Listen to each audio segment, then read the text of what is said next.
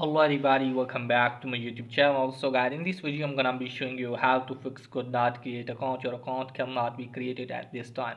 Let me tell you that when you try to create your Apple ID and at the end when you are going to agree the terms and condition and you're getting the error like this, and I'll show you how can you fix it. So first of all, you have to close this page. Let me tell you that if you have exceeded the limit of Apple ID on your iPhone, maybe that's why it's not working, because you have created a lot of Apple ID on your iPhone and you have reached the limit. Okay guys, that's why maybe it's not working. So how can you fix it guys? Just simply you have to open the Safari browser and just simply have to search for Apple ID, apple.com. Just simply have to search for this and wait some seconds.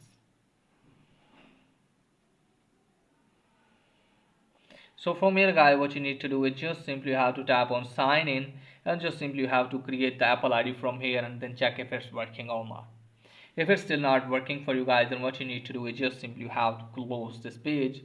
Now after that guys, what you need to do is just simply have to open the settings and check if you have updated your device. Just simply have to tap on general, tap on software update. So from here you have to update your device and then check if it's working or not. If it's still not working, open the settings, scroll it down, tap on general, scroll it down. From here you have to make sure that if your date and time is correct, scroll it down, tap on transfer reset, tap on reset the all setting and then check if it's working or not. If it's still not working for you guys, then let me tell you that you have to wait for 1 year to create the Apple ID on this iPhone. Okay guys, because you have reached the limit.